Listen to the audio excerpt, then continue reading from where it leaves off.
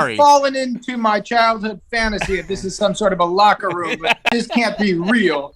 And somehow you want me to say memorized lines? That's not reality, everybody. I'm going to take off. I'm going to leave. Subscribe to the podcast, KFC Radio on YouTube. Bang. Yo, dude. What's up, dude? What's cooking? Oh, you got that full beard now.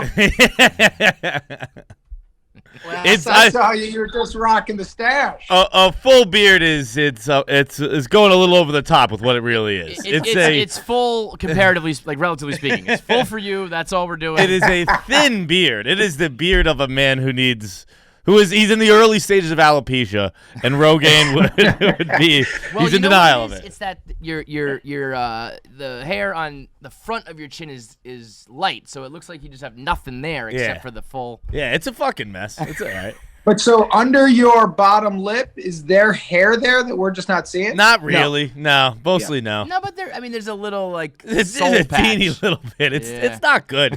It's I got a couple gaps right here. Oh yeah. No, you're bare.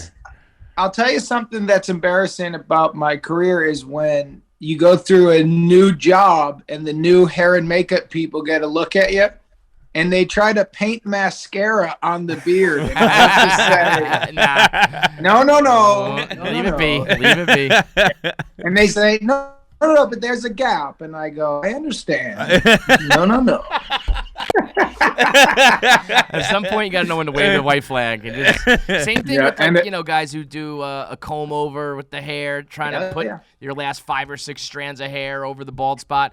You just got to know when to call it. No, now as someone with ugly hair now, I get it. I get it. You get there's an air of confidence to it that it doesn't make sense. Because I know in my heart of hearts, I know what I look like. Yeah. Okay, but for some, not great. For some reason, too, I get it. I'm like, I don't know, man. I like being a beard guy. It's like I don't have a good beard, but I like being a beard guy, and I think that's what someone with the hair. But when you have like when you have the ring around, when you have the Costanza hair, right? Yeah. And you try to take like literally individual hairs and put them across your bald head, that's like you gotta have like a mental disease. Yeah, but I have that mental disease. Yeah. So we got a bet going actually. What is it? What are we calling it? Like a blade bet? Blade bet. The blade bet. Neither of us, because once you hit like, let's call it 30, maybe late 20s, and you learn the value of scruff and how it hides your fat face. Yeah. I haven't had, neither of us have clean shaven with a razor in, for me, like a decade. So I don't even really remember the terms, but one of us is going to end up having, to bick the face, and that's going to be another week for us. Well, I'll tell you, getting a clean shaven, not only do you see the fatness of your face, you see the weakness of your jawline, and you see the size of your nose. Wait, what? Oh, that's a big one for you. What do you mean, dude? His demeanor just. Wait, what? Look, I'm gonna show you something. I don't think you've seen me on screen without a beard, and I'm gonna tell you why. Once you shave it, you look at a man's face, you see the scruff, and then eventually you find other things. Without it, front and center is that big nose, and if you don't have a cute little button nose, you're in a little bit of trouble here. Dude, what the hell? If you lose this bet, you're fucked. I'm so fucked, dude. But when you were younger, when you were a young pup, I guess, but you had, you were skinnier, so it didn't matter. I was skinnier, but it was. You know what? I thought maybe I had grown into my nose or something like that because it has not come up in conversation as often as it used to. And it's the beard. I think it must be the facial hair. Because when I was, from ages, we'll call it 6 to 21. It was the first thing anyone mentioned to me. Same. Hey, gross nose. I got this from the older generation. Whoa, you got a nose on. Dude, mine was, what do you call it? Caesar's nose. Roman nose. Yeah, people. I worked on a boat one summer, and like these like drunk women would just kind of be like, "Oh, you've got a Roman nose," and I was like, "What?" Like it happened not regularly, but more regularly than it has since then. Enough than it should. Right. And I finally Googled it, and it was like, it's a larger deformed nose. Like, who the hell learns this term? It's a great spin zone. Yeah. Rather than just calling it a beak, that honker on your schnoz on your face, and a Roman nose. When was the last time you were clean shaven? Have you had to do that for any roles? During the pandemic, when I was my kids, we were, they're now 8.5, but at the time they were maybe 6.5, 7. They were very bored. And so as one of the activities, I shaved my head and my face. Wow. I knew I wasn't acting. I wasn't working. And so I knew I had an opportunity. So I went all the way bare. And I'll tell you, my daughters were really excited about the game of it. It was really fun. We were out in the yard. As soon as they saw me without hair and without a beard, my daughter honestly said, "Daddy, you look terrible." And there was nobody backed me up. Even my wife was like, no, it's better with hair. And I'm like, yeah, it's better when you cover it. When it's hidden from your sight. Is there even any pictures of that out there? Did you hide that? Yeah, photo? I mean, not out there, but on my phone, yeah. Yeah. But like publicly, there was nobody who saw you head shaved, clean shaven. Nope. Okay, so I think so. Send that over. We'll put that out with this episode. I don't think I would recognize him if he had his head shaved. Head shaved? I don't think so. That's a radical change. And then also, I think you're handsome now. Apparently, I'd be like, oh, he's ugly. I was ugly. Yeah. I mean, there's just no denying it. Like it's what you said earlier. You know what you look like. Yeah. I do have mirrors in my home, and I'm also a judgmental person. That doesn't mean I don't judge myself. I see myself, and I'm like, that's an ugly guy. Don't you think, though, that there's some – I agree, and self-awareness is key, but I also will look back at pictures. Like you kind of did the opposite with pandemic. I feel like we let our hair and everything grow during pandemic, and at one point I had the longest hair I've ever had, and I was kind of like, oh, this is a new thing I'm doing, And at the time, I thought it was okay. And then I looked at pictures afterwards, and I was like, holy shit, what was I thinking? So then I get nervous that I'm like, well, right now I think I look okay. And maybe in 5 years, I think this is going to look terrible. Maybe I'm just always looking terrible, and I don't know it. Yeah. You're a man who leads out with confidence in the moment. I respect that. I guess. I think the move is to go no confidence in the moment. That's what I'm happy. That's called depression. You and I play a similar game. A pleasure to meet you, sir. But you have, especially when you're dealing with things such as a shaved head or a bad beard, Agreed. where you can look back on that and go, I wasn't even trying. I wasn't like I can fix this whenever I want. Yeah. This is up to me. Here's how I see it. I have confidence in the big stuff. I have confidence in the inner workings of this machine. But the truth of the matter is I have great eyes and I can see things. And last night when I got out of the shower, I got a glimpse of my bod in profile. And I got to say, if I was watching a pornographic video and the gentleman looked like my pear-shaped body walked in, I would go, he's not cut out for this. He is not ready for the big leagues with that body. It's the end of the day. He's just not ready. Cut him. Put him back in the minor leagues. Put him in training. Dude, I moved apartments. Not that recently anymore, but in my new apartment now, I have like a glass shower and just a beautiful morning light that comes into the bathroom, and it's great, and you get a nice dose of vitamin D in the morning. This is beautiful. I feel great until you turn in the shower because what that beautiful light is doing is it's putting a shadow onto the wall. Oh, your shadow looks disgusting, dude. It is grotesque. When you see your own shadow, it is like my shadow looks like a medieval bad guy.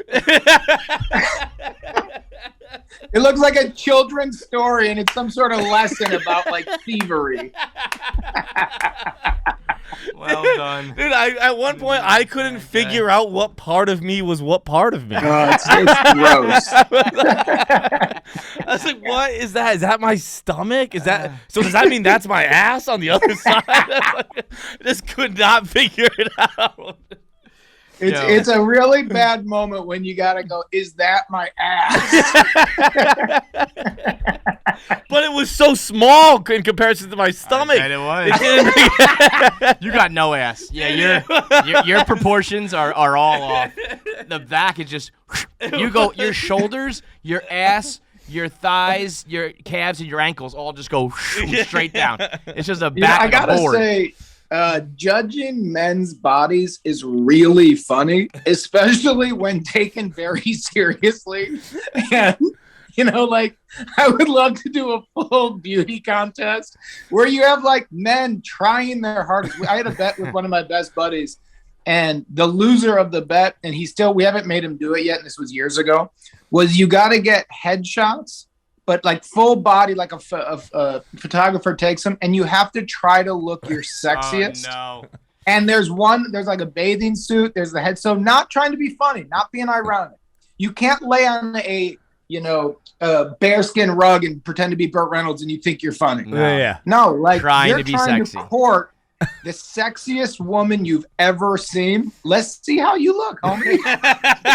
And the rest of us get to look at the pictures like an art gallery and say, like, you got a fat gut, you got pasty legs, and you're not sexy, man. No. And you know what's worse? What's way worse than even just, your fat gut is your face trying to be sexy. Yes, agreed. Like you mentioned, like in the pornographic film, before I even get to how gross the body is, if I'm trying to do the seducing and the seduction, it's not great. But then I start to think about the times that I've probably actually tried to do that. Oh, I bring a young lady home and I'm like, "Yeah, you want some wine or whatever?" And I'm like, "Oh, that was probably horrendous."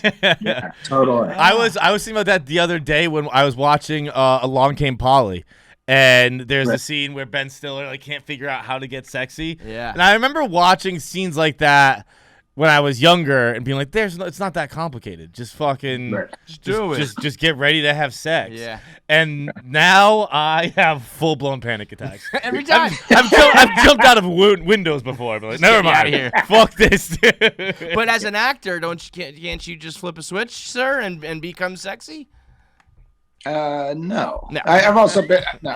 Absolutely not. Along Came Polly was the movie though that I remember being like, oh, some comedic actors view their bodies differently than other ones. That was the movie where Ben Stiller took off his shirt and he had like muscles on muscles. Yeah. And he was playing like a really neurotic guy in New York who like couldn't put it together. I'm like, wait no, a second I remember now. being like, hold on. Yeah. Like, you can't put it together, but you can do 5,000 crunches. Yeah. You can put it together. You're counting calories per meal, buddy. You got it together. Yeah, Ben doesn't method act. I feel like Steve Carell's like that too. Whenever Steve Carell was like in a t-shirt and in the office, I'd be like, oh, he's a brick shit he's house. fucking Yeah, rich. that's right. It's really funny. It's like playing like really shy, nervous guys, and you're like, you have actual oblique muscles. What would you say is the most? I mean, maybe this is it with Minx, but I don't know. What's the most you've ever transformed for a role? Yeah, probably Minx. Yeah. This was, honestly, I don't get parts like this a lot. They don't come my way, and Again, makes sense. I'm also Why this? Yeah, but I'm also why not? This feels right up your alley. well, it's because I'm not a guy who goes out and auditions, to be honest. So some actors always have that. You get they that have that syndication fight. money. Yeah, you come to me. Well, here's the truth. I auditioned for so many years, and I was never good at it. So when you audition, I've been auditioning from basically 24 to 32-ish before New Girl happened. And it was 5 fails a week. And I would see the look of the people's faces where they would be like, oh, yeah, Jake, we love you. So here's the thing. Midway through reads, I would watch people doing the small talk with each other where I'm like, oh, I'm losing the job right now. In real time. My failure right here. In this moment, I'm losing the job, and I don't know why. I see that in another. It's another like kind of like trope, I guess. I see it in movies. That really happens.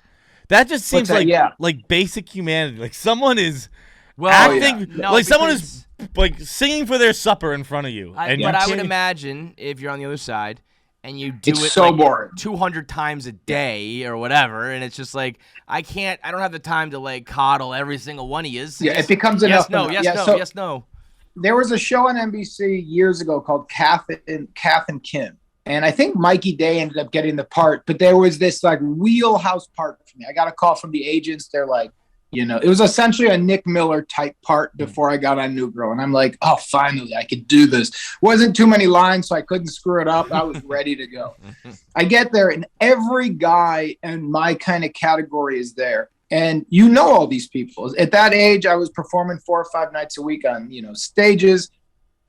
You knew everyone. So everybody's doing bits, and everybody's cracking up. And when I get there, the whole vibe is you're all in this huge waiting room, and then there's the door where you audition, and you have to walk by, and everybody kind of razzes you. Every audition was taking like 20 minutes. And everybody's kind of vibe was like, you know what? They're workshopping everybody. It's pretty cool. And I'm like, great, man. I'll do better if I can loosen up. So not a joke. I walk in and they go, hey, Jake, we're really excited to see you. I'm like, excited to be here. I was like, great. I was like, man, I feel good. I start the first scene. There were 3 scenes. As soon as the first scene was done, which I think I was in there for 45 seconds, they go, thanks so much, Jake. Now, mind you, I've been doing so many jokes with everybody that when I walked out after 45 seconds, everybody laughed. Like, good bit. But then I had to do the humiliating thing where I'm like, no. They said that was it. And they're like, nice, man. And I was like, honestly, see you guys later. And as I kept walking, people kept thinking I was committing to the bit. When I got in the elevator, I'm like, this is as embarrassed as I get. That should be in a movie or a TV show. Like as the door's closing, seriously, guys, I'm serious. I'm not coming back after this. Yeah. This is it. It was, and I got texts from buddies who were there that they were like, "Oh man, sorry about that." And I was like, "Brother, all good." All good. You T9'd it too, so it took you 10 minutes. You're crying as you're coming out, like, "Oh god damn!" Throwing the exclamation points. Honestly, guys, I'm LOLing too. What, is the audition like circuit really like that though? When you see on TV, they portray it as like you see the same people every time, and it is like, hey, buddy, there you are again. They do like the cattle calls to start, when the cattle cars are like 1,000 people and they're narrowing it down, and then when you start getting close to parts, there's kind of the same 20 to 25 people. Jeez. And all those people end up on a show at some point. Mm-hmm. So once you start getting to you're a finalist, it's like if it's the NFL, it's the combine. Mm-hmm. Where you're like, everybody's getting drafted out of this. Right. And so you get in a spot where you see everybody, and it is the same people who were killing it on stage, and it's people who you had seen do something years ago. Right. And then slowly, like, people disappear, and that means they like booked something. And you'll be like, "Where the hell is?" It's like Goodwill Hunting. That there's no goodbye. You're just like, you're off doing your thing. Yeah, good for right. You, man. Yeah. Get out of here. You're better than this. Exactly. That's great. Go book a show and don't come back to this room. They're taking so long, like when you to get found, I guess you will, or when you're saying that they kind of stop paying attention to you and all that. Like that kind of makes me think of. I watched the new Kanye documentary recently, The Genius. And when he's going into Rockefeller Records and he's playing All Falls Down for people and no one's paying attention to him at all. And I think it's like the most, which later stories have leaked out that like he did that 50 times and people just got annoyed by it. And so that's why they're disinterested. They were interested at first. Yeah, totally. But I think like the message is trying to say, which I do believe, is that like no one knows what the fuck they're talking about. Even the highest casting directors don't have a clue what they're talking about. They don't have a clue what they're looking for, which is why I think it's easy enough to at least just give me attention while we're here. Because you don't know what the fuck you're doing either. Yeah, please just be polite because you're faking it also. But I agree with that. And it's very clearly a taste thing. So if I'm not right for you, I understand. I would like to be able to workshop it, but in the same sense, if you know I'm not the guy, I don't need to keep dancing. Yeah. Right. And so the reason that I don't really audition these days, and I'll look, if the Paul Thomas Anderson calls and says, you want to do a dance, I'm going to do an audition dance. But the truth of the matter is, I feel like what I like to do when I get a part is there are certain actors who come in and they're perfectly prepared and they're perfectly memorized and they know how to just do this part and they don't want to be part of the creative discussion. Mm-hmm. I like to be part of it. Mm-hmm. Mm-hmm. So if I audition for something and I work my ass off and I get it and then I go like, I have some thoughts on Doug. Mm-hmm. Well, that's kind of an asshole's journey. Like you fought to be here and then said you wanted to have input. So I need to have a little bit more leverage at the beginning, and that is they say, we would like you to play Doug. And then I say, great, here's how I see it. Are we on the same page? Mm-hmm. If we are, I'm happy to read the scenes and do chemistry reads to show you what I'm thinking. Mm-hmm. But if I'm coming in and begging for the job, you can't beg to go to a party and then complain about the music. Amen, brother. That's a good way to put it. Yeah. But and that's something that is that comes after New Girl, that comes after Success, or Yeah, is that totally. Yeah, like early on you can't fucking do that. You got to just dance, No. right? Were you just That's like 100%. when you got Nick, you were like, all right, I'm in. That wasn't any. Here's how I see it. No. So when New Girl first started, it was, I was petrified until essentially I think about season 3.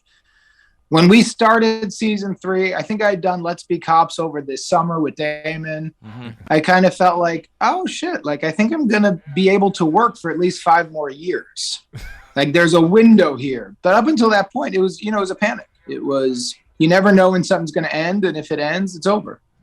Yeah, that's basically how we feel every single day. I was gonna say that's a nihilistic approach that is super depressing and well, like you guys. So I remember when we did our first one years ago, and it felt more startup. And now what was fun is when I got this one through the PR, I was like, "Oh, you boys are the big get now. Like, you blew it up." And you're like, "Hey man, when the tides turn, that's exciting, and you hope it keeps going, and you hope it keeps. You're like, man, whatever." Well, but see, here's what's weird. Here's the difference: is that we don't have any talent. So, like, if you are a good actor, if you make good music, if you do something tangible, but like, if the internet just for some reason. The internet and people have decided that they want to hear our opinions. But the day that they just go, we don't want to hear that anymore, we're fucked. That's it. Welcome to everyone. I know. That's so true.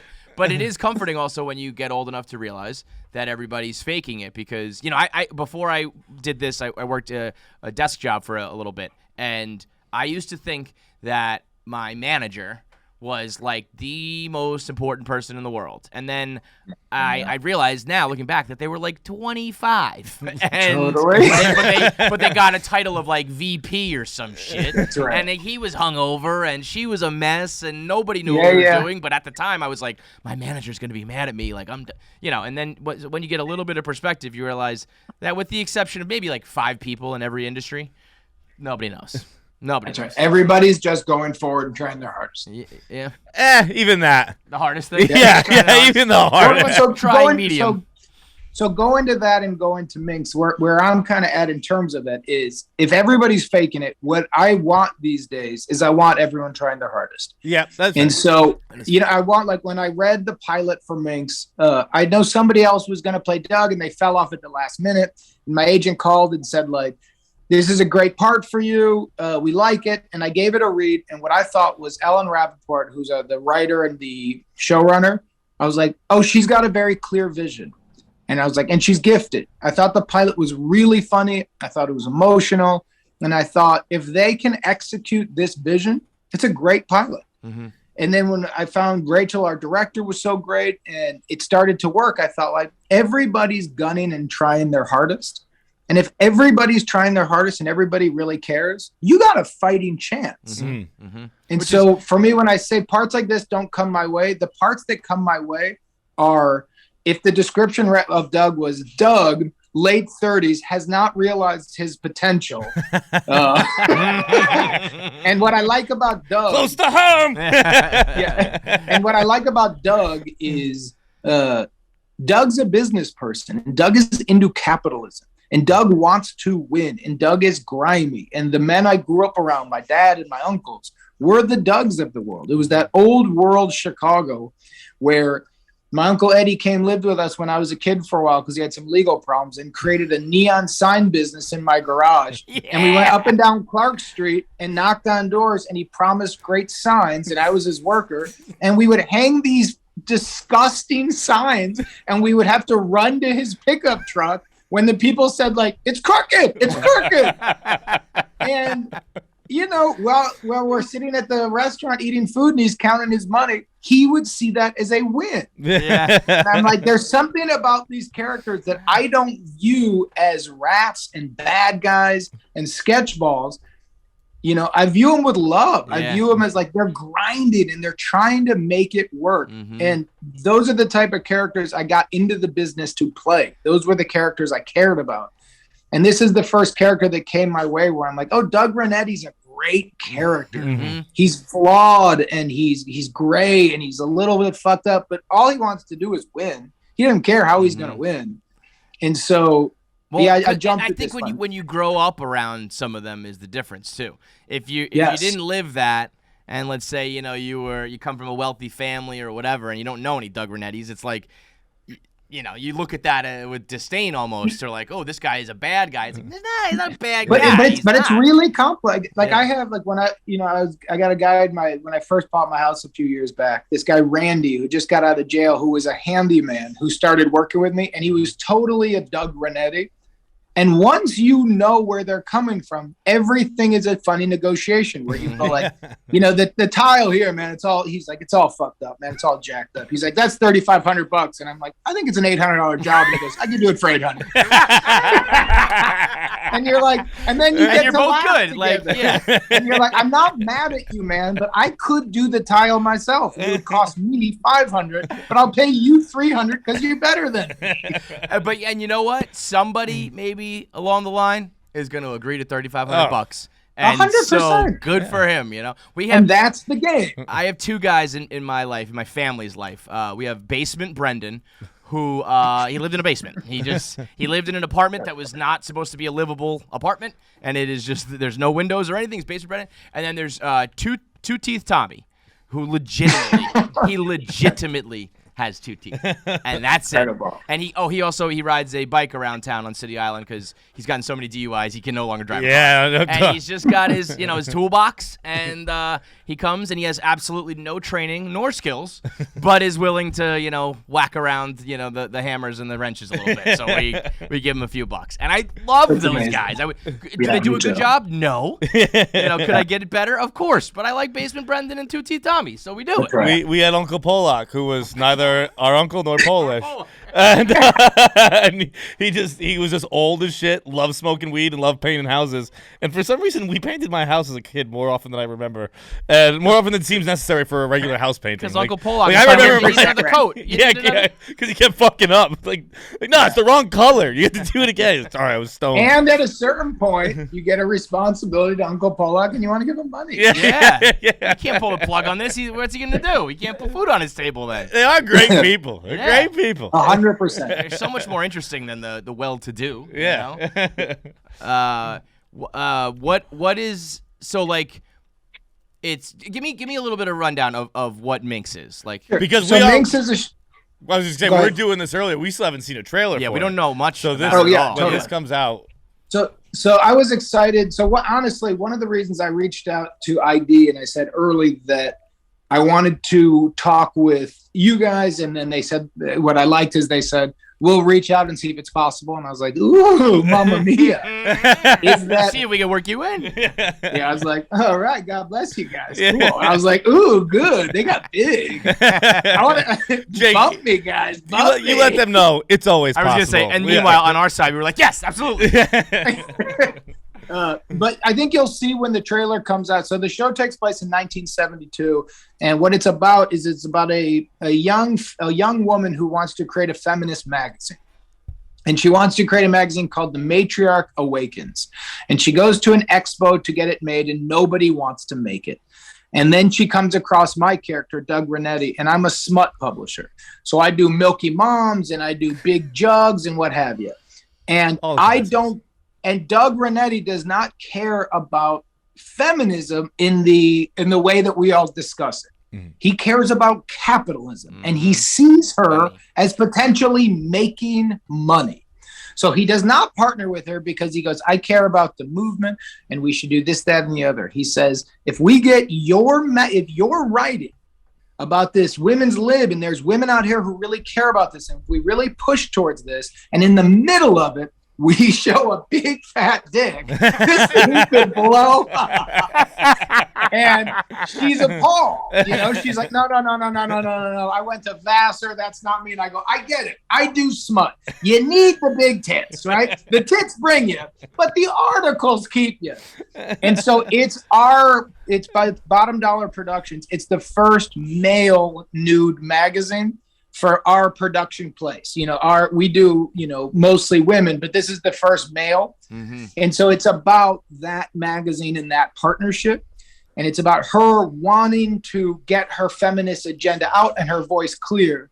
And Doug wanting to make a lot of money. And so it's art versus commerce in a really fun way. And going back to the thing we were talking about of judging male bodies, this day and age, you can't make jokes the way you would in the 90s about like a female's body, mm-hmm. or if it was a male and a female. It's just a different world now. Sure. And I think it's time for it to be a different world. But I still think it's really funny to comment on someone's body. So it's really fun to do it on a guy. It's to be like, I got bad news. That hog ain't going to cut it.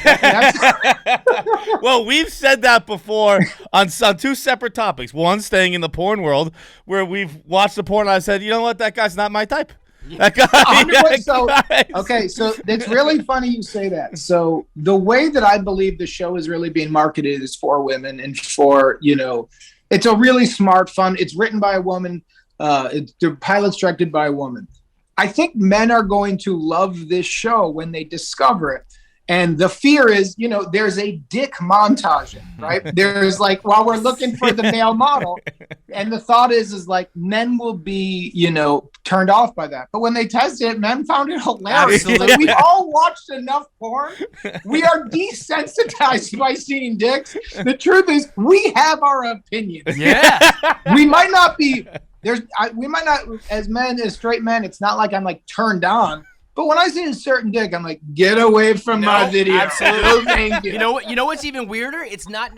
I don't know exactly what dicks I love. I know what dicks I hate. Yes. That's and really I also know what dicks I'm fine with. There are certain dicks that I'm like, you will not ruin this experience for me. Welcome to the 3 minutes. I will probably, as far as the female talent goes, I'll watch anybody under the sun, but not a dick, not the wrong dick. So what's funny about that? When I read this pilot, it was in the throes of the pandemic. It was right before I did my indie, and I had gone. The real story is, contractually, I was still on Stumptown, and so it might not have worked. And my agent just said, "We just think you're gonna like it." And so I downloaded it on my phone. I got up to the cabin and there was no internet, no service. So everything, I had no TV, nothing. So it was like a cool dream to be like alone in a wooden cabin. And I took one hit of weed and I had an IPA. And after 40 minutes, I was going bananas. There was no cool thoughts. I wasn't like whittling wood into anything. We are not, generation, this world is not made for that anymore. I was like, I'm not going to go hunt anything. I was like, how do I get Thai food delivered out here? It was a nightmare. And so I needed to be entertained. So I looked and I found the script and I read it.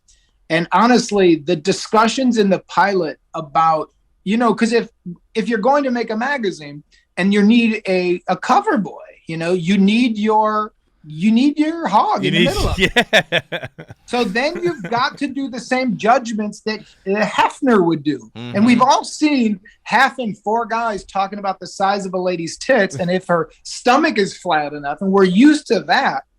And seeing those discussions about a male body, I'm like, this shit was cracking me up. Yeah, and I'm like, it's really funny to be able to say like, because it's not, Doug Bernetti is not the character who would say to Joyce, you make all the pics. This is his livelihood. Right. So who we choose matters. And his ass ain't fucking cut. It's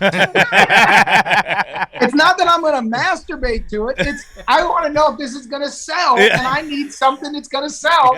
And that little dick ain't going to sell. And I was just loving it. I was cracking up. I was like, man, this just feels so good to me. And it also, what I really love about it is it's going to it's got the right messaging, and I believe in all of it. But Doug just wants to fucking win. And if Joyce was a man and he had this idea, then he would work with her. Mm-hmm. And I like the idea of best idea wins. And I like that that's what Doug's about. I like that. Here's what I'm doing. I'm gonna come for the porn and stay for the Capitalistic stay for the objectifications, and then maybe I'll absorb some of that at the end.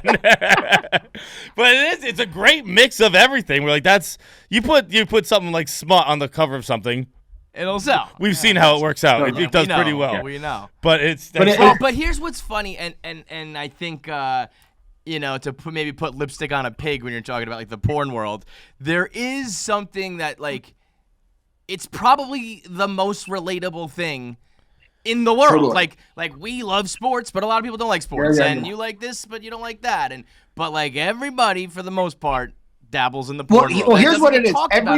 We all do. So everybody loves nudity, right?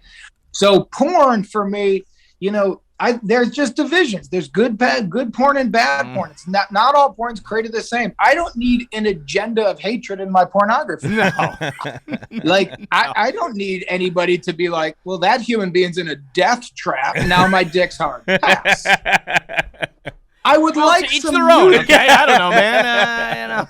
But you like turn on porn, and every once in a while, like the algorithm will pop up, and I'll go like, who would think I would like this? That's what scares me, though. That recommended for you is a look in the mirror. Yeah, they know you better than you know yourself. Yeah, give it 6 months. Honestly, press play and just see what happens.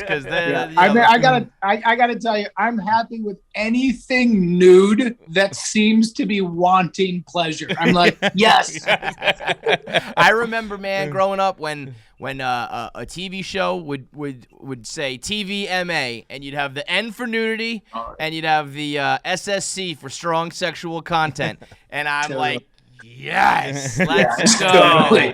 This episode of Real Sex is gonna kill it. All of those things growing up were like, same, of course, and everybody can relate to it. So it's like we do a lot of talking about porn and sex and fun shit, and sometimes people will critique it, being like, oh, that's all you talk about. It's like it stands out. But it's also agreed, like but it's fun. It's fun. You can all talk about it. So let's just not. It doesn't have to be a taboo thing, really. Let's just fucking talk about it. The funny thing about this show is that there's a lot of naked women in it as well. So we take place in bottom dollar production, so we're taking photographs, and there's a stable of models who are in the background of scenes a lot, and there's not many dicks. There's a lot of discussion on the dicks, but you can't show that, but what would happen, which would be funny, is you would have, so here's a true and embarrassing story. Shooting a scene where it was me and Idara and this woman were scenes where we're walking, and the director wanted to do a big walk and talk. A walk and talk is when you do the entire scene in one take. So if you screw up one line, or you pause at the wrong time, you have to go over. The director did not want to do edits, and they did not want any cut-ins. So you'll see a lot of times, if you see two characters in one shot and it never cuts to coverage, well, on set, you had to nail it like it was a little play. Wow. And what's fun about that is then you get control and you get to create the rhythms. What's scary about it is if you screw up, everybody's got to go over, and slowly everybody in the crew knows you're the guy who keeps screwing up. Yeah, they hate your guts. So we're rehearsing the scene. It's a big walk and talk around the office. Then we walk into the studio where there's like 6 women who are doing a photo shoot with their shirts off. So obviously when you rehearse, everybody has shirts on. So we rehearse, everything is fine. Our rhythm's perfect. We've got it down. The director's really excited. The operator's figuring out where to move. Take one. This is like episode 4. I'm deep in the world. I've shot with like nude men. I've never screwed up. I'm fine. Who cares? Let's rock. First take, we're doing the scene. It's going really good. We turn the corner. I see the women without their shirts off. And I become a 10-year-old on camera where I go like, what we're talking about is, and I turn, I just go like, and my co-star looks at me like that. And then there's the pause is long enough where the director goes, cut. Yeah. And she literally goes, are you good? I had to go like, I am so embarrassed. I don't think, because that's easier for me to understand that getting your attention, because you said you've shot in front of male talent before and all that stuff. I've been in a room with a bunch of naked dudes before. I've never been in a room with more than one set of exposed breasts. That's a great point. Maybe a strip club, but yeah, other than I that, guess a strip but other than club, that, no. But it's different because when the strip clubs are their own thing. It's being in the same room. Yeah. And there was like 5 women in like underpants who were great looking with no shirts on, and we were like all in the same space. And the crew, I didn't see them, so I just was like, I honestly, when I saw them, I thought like, you want me to leave? Yes. Yeah. This is bad for you. Yeah. Yeah. I'm sorry. I've fallen into my childhood fantasy if this is some sort of a locker room, but this can't be real. And somehow you want me to say memorized lines? That's not reality, everybody. I'm going to take off. I'm going to leave. Did you get it next take? Yeah. Yeah. But you know, you just do the thing where you have to go like, I apologized. And everyone was like, "Oh, stop it!" And then I had to do the inside my own head. You had to do that self-talk really fast, where you're like, "You better get this together, you little asshole!" It's not time to joke. You messed that up a couple more times, and you're just the guy who can't talk around boobs, and you know, and then that's a red flag. Screwing up is one thing. Forgetting your lines. Everybody has anxiety. It happens. Who cares? You know, I've been on either side of it, where you watch people go through their little moments. If the reason in your 40s is because of boobs, not only did you screw up, you're the biggest goober on earth. Yeah. What is it? You've never seen boobs, and then I have to be like, all right, and then because then the tension starts rising. It costs money. Yeah, I'm sure. So the vibe was going to get very clearly, all right, very funny. We get it. They're boobs. Say your fucking lines. And then being like, honestly, could you potentially cover up the nipple area? Like, is there I was very happy when the director said, moving on, we got it. I feel like I've seen, I want to say it was Seinfeld, maybe like a behind the scenes of Seinfeld, where like they couldn't get a line, and it was one of those like blooper reels where they just couldn't get a line. Yeah. And at the time, Kramer was like dead serious, like come on, like let's get this. Does it get to that point often where like blooper reels are kind of funny for one person, but the other person's like, I got another fucking movie I'm working on. Like, so let's go. I will answer that, yes. But first, I think I've seen the same one because I'm obsessed with Jerry Stiller. Mm-hmm. So I think that YouTube clip where Jerry Stiller, then all of a sudden they talk about how they would write a line where it would be like, this smoothie tastes good. And then he would come in and go like, this smoothie tastes good. What a fucking choice that wonderful maniac made. Could you imagine making that choice? Like having the guts, like you're like always this is what they want. Yeah, but like in this industry, you're always nervous. You don't want to make a choice where they say like, you're a fucking lunatic and you're fired. The line, and they said they did not give him permission. They didn't say like, hey, do you want to yell at the weirdest times possible and put emphasis on seemingly the wrong words? This toilet is flowing. I think I love him. The scene you were talking about, I think it was when then he like charges in a lane and he's like, "Do you want a piece of me?" Yes. And he runs. Everyone was dying laughing, having like the grand old time, and he was in the background like, "Gotta fix your life." But you would see him because a piece of me. Because sometimes he would add the emphasis on the weirdest moments. Yeah. Yes. Go, then, do you want a piece of me? That vibe of people getting tense. So Minx was not really improvised. Mm-hmm. It was a really scripted show. As you see it gets going, it turns into one. It's HBO Max, so it's a little bit. It's comedy drama. It's that in between. Mm-hmm. But the narrative matters. So the story is kind of the winner of it. Mm-hmm. And what you're really watching more than one-liners is like the arc of what happens. If you do more of like a sitcom or like I don't even know if comedy movies do them anymore, but like the old Judd movies or Stoller movies where you're just going for laughs. Yeah. Mm-hmm. Those movies, every once in a while, somebody can get a little tense because you might be sitting on a joke for 2.5 hours. on the 11th hour of a day and then just be like, hey, buddy, it's just say chicken fingers. Stop saying chicken fingers. Like, I get it. Just say, they might never even use this joke. Just fucking say fingers. Right. I did an interview with Jay Barenthal once, and I asked him about being on This Is the End, because that was Jonah Hill and him and Seth Rogen and Danny McBride and the list went on and on and on. And I was like, was that the best set you've ever been on? And he said he was actually like, it wasn't enjoyable because it was almost everybody was trying to be the funniest and improv, and it was like a competition.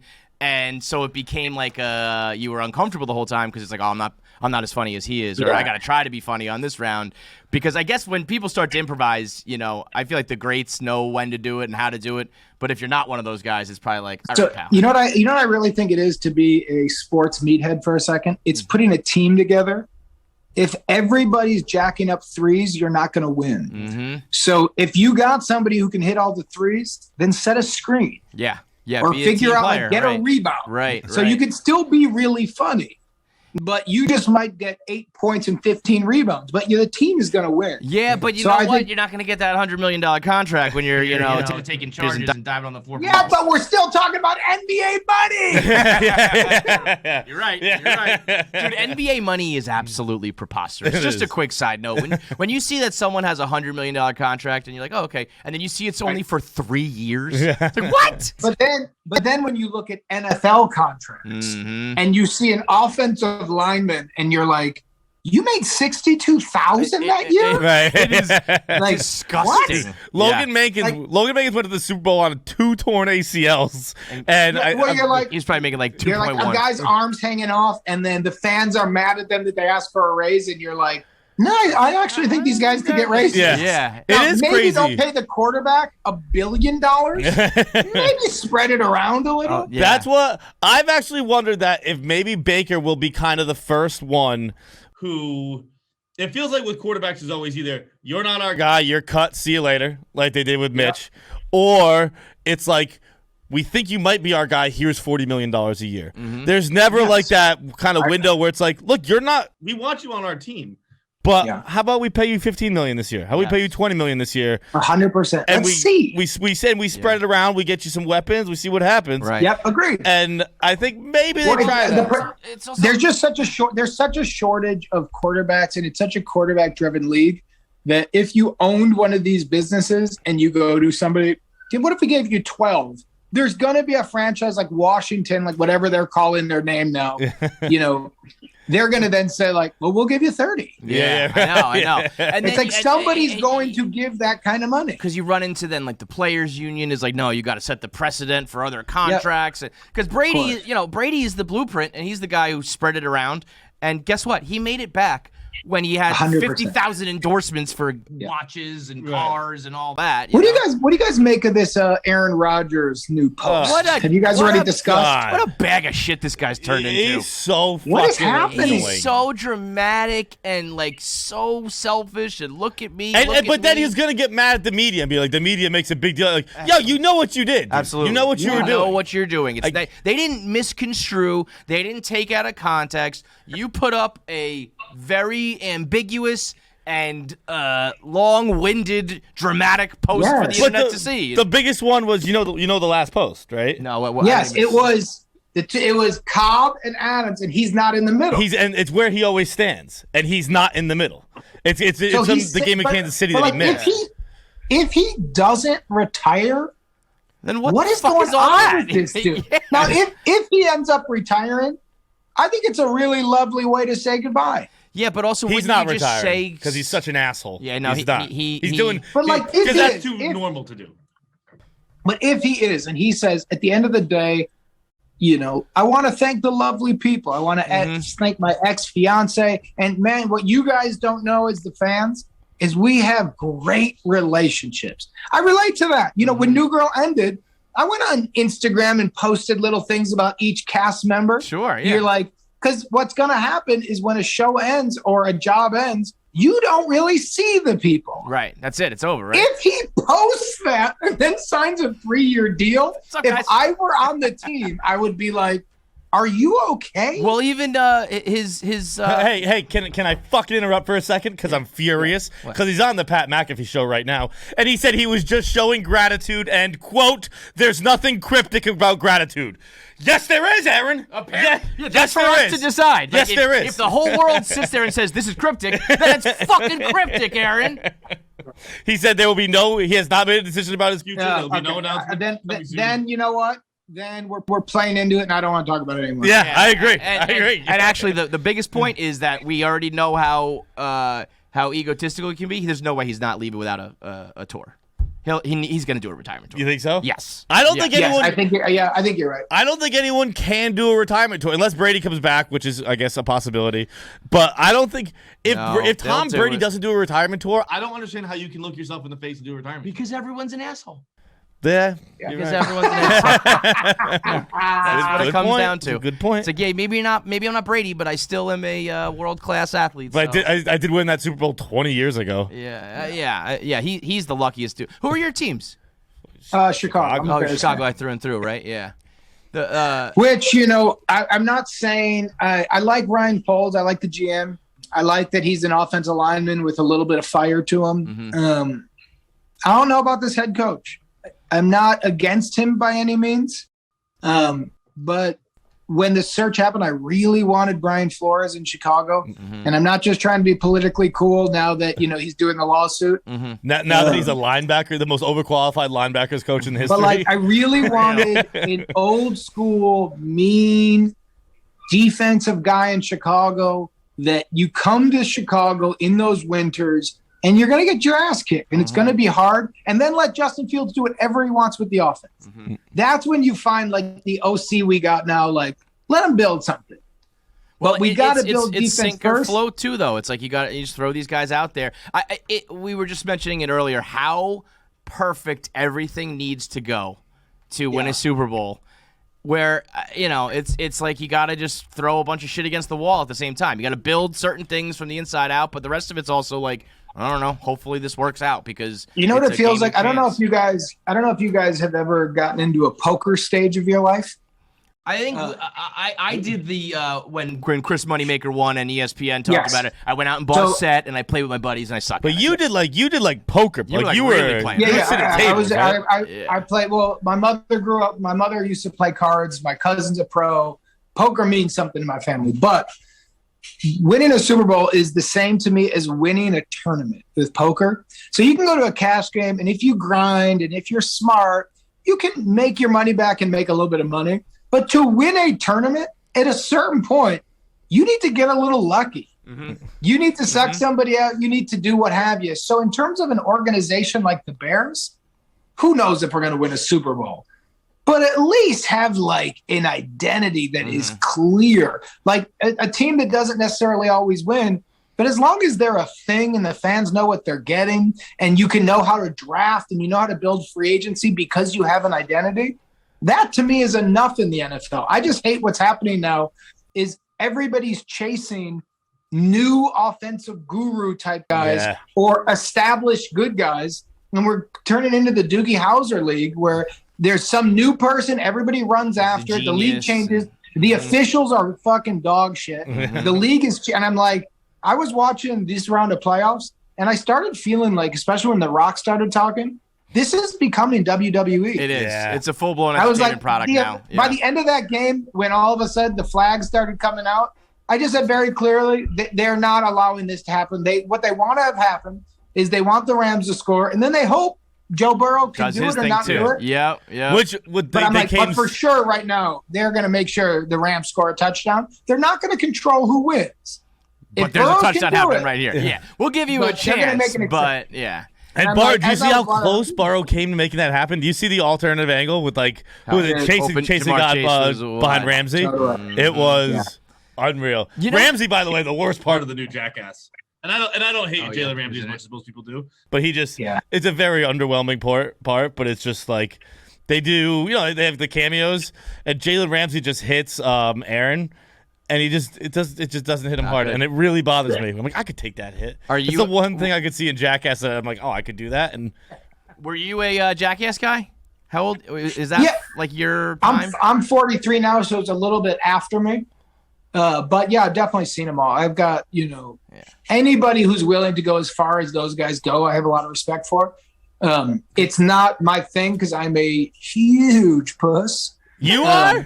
What are you talking about? That doesn't seem I mean, it's not your thing. Like, you're not going to go. I'm not going to go do it, dude. I just want to laugh. That's what watch it. Even that everything we've ever said, I've always been like, I can see that with Jake. I can see that with Jake. That surprises me that you're not. Thank you for that. But here's what I mean by that. Like, I'm not. Look, if somebody comes to attack me, I'm not going to lay on my back. I will try to bend myself. If I'm with a friend and I bend over and they kick me in the scrotum so hard that I pass out, I'm not getting up laughing. No, I'm with you on that. So if I walk in and somebody goes like, "Hey man, you want a beer from the fridge?" and I go, "Yeah," and I open it and a huge fist comes out and punches me in the face, that to me is a friendship ending. That does. I do not go love. But don't you want to watch it? I'm not going to do that stuff either. I love watching. Yeah. I love watching. About last year, I punched him in the dick. And I'm real, like, too hard, just too hard. The sound it made and the reaction, and I immediately, because I'm not that kind of guy, but the first thing that went through my head is the retaliation's coming. And now I put this X on my back, and he held on to it for so long that I walked around in, like, fear, like a battered dog. And he nailed me. He nailed me, and I got kicked. We got kicked off Instagram for a little bit for posting it. It was bullying because we punched each other in the dick. Is that right? Yeah. It's like, I was like, it is bullying, but we bullied each other, so whatever. How'd you guys partner up? I got the job. This is back in 2009, and Feidelberg applied to be an intern for Dave, and it narrowed down to him and one other guy, and Dave picked the other dude, so I picked him. No way. Yeah. That's amazing. Yeah, it was just an easy. It was I liked his last name, Feidelberg. I thought he was a Jewish guy because at the time I was the only guy at Barstool who wasn't Jewish, and so we had this Hanukkah versus Christmas thing going on, and I was like, oh, it'll be funny if I have the Jewish guy on my team, and he was like, cool, man, but I'm not Jewish. And I was like, all right, well, you sound like you are. You're like, man, I really built on the wrong guy. Scrap it. Got to start over. Oh, man. It ended up being a lucky pairing. But, all right, man, plenty time. You gave us plenty of time here, and I appreciate that, as always. So thank you so much. And Minx is out on the 17th. Looking forward to judging all the dicks on I Minx. want to see a lot of dicks. Yeah. I hope you guys check it out. I really think you're going to like it. I'm very surely going to check it out. By the way, we heard before that show that you were there's a lot of talk about your look on the show.